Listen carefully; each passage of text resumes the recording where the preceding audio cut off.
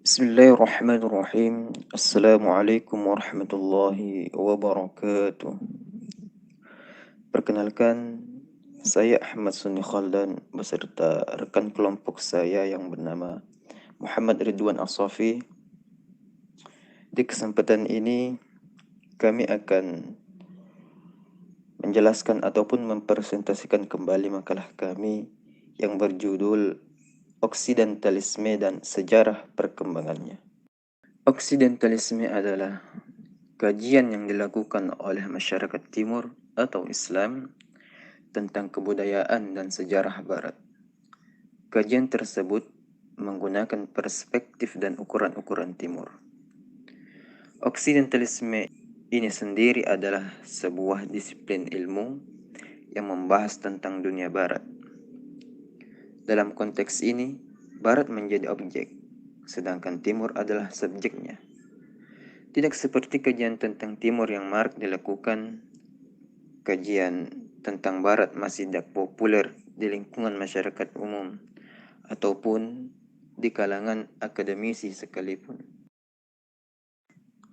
Barat dalam konteks oksidentalisme bukan mengarah pada Barat dalam arti secara geografis, melainkan kebudayaan atau kultur, terutama meliputi bidang pemikiran, filsafat, sosiologi, antropologi, sejarah, agama, dan geografinya.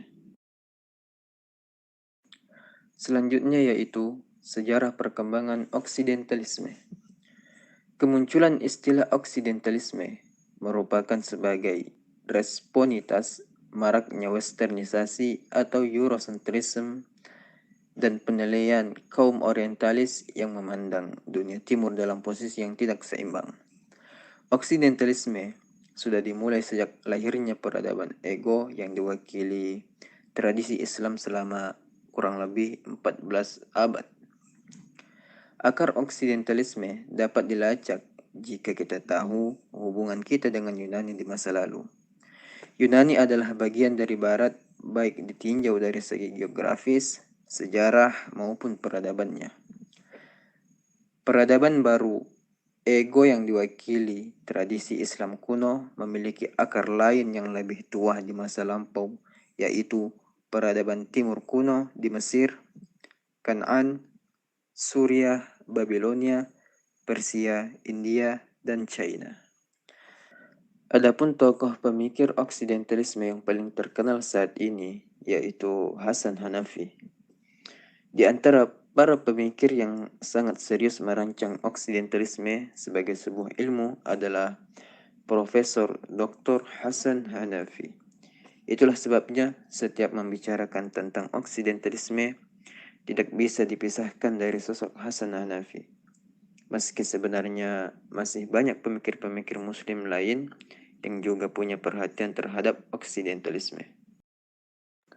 Hasan Hanafi adalah guru besar pada Fakultas Filsafat Universitas Kairo. Ia lahir pada 13 Februari 1935 di Kairo. Hanafi belajar di Universitas Kairo untuk mendalami bidang filsafat. Semangat Hanafi untuk mengembangkan tulisan-tulisannya tentang pembaharuan pemikiran Islam semakin tinggi sejak ia pulang dari Perancis pada tahun 1966. Latar belakang pembaharuan Hanafi. Yang pertama, keinginan mentransfer prestasi Barat ke dalam dunia Islam. Yang kedua, masuknya paham yang berkembang di Barat ke dunia Islam. Kemudian yang ketiga yaitu adanya respon dari para pemikir Islam terhadap perubahan yang terjadi akibat kemajuan ilmu pengetahuan dan teknologi. Kemudian tentang tantangan Barat modern menurut Hanafi, yaitu kolonialisme Barat terhadap bangsa Timur merupakan kejahatan terbesar sejarah manusia. Koloni Barat mengeksploitasi sumber daya ekonomi dan membangun koloni di luar wilayahnya. Imperialisme sekarang hadir dalam bentuk baru dengan pengaruh bayang-bayang politik Barat, seperti beberapa negara Islam di bawah kekuasaan militer Barat Ini terlihat jelas berdirinya Israel. Kemudian memandang peradaban timur rendah, akibatnya lahir rasialisme peradaban, merasa bangsa barat superioritas atau klaim sebagai bangsa berperadaban atau civilized, lahirnya hegemoni budaya barat. Kemudian muncul reaksi perlawanan dikotomik konfrontatif, pertentangan antara Islam dan Barat, dilatar belakangi oleh faktor politik, teologi, kecurigaan dan realita yang dikonstruksi.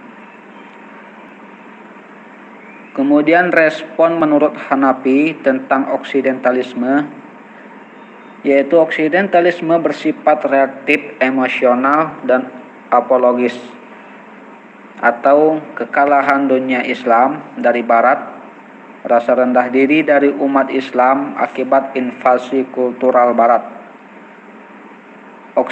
Oksidentalisme yang dibangun yaitu adanya kontrol atau pembendungan atas kesadaran Eropa dari awal sampai akhir, sejak kelahiran hingga keterbentukan.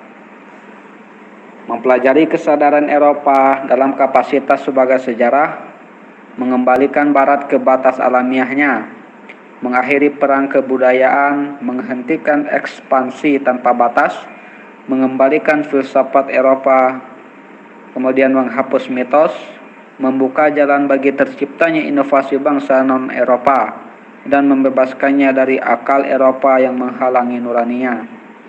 Menghapus rasa rendah diri, melakukan penulisan ulang sejarah, permulaan filsafat sejarah Barat yang dimulai dari angin timur, mengakhiri orientalisme, menciptakan oksidentalisme sebagai ilmu pengetahuan yang akurat, membentuk peneliti-peneliti tanah air yang mempelajari peradabannya dari kacamata sendiri, dimulainya pemikir baru yang dapat disebut sebagai filosof pasca generasi pelopor di era kebangkitan.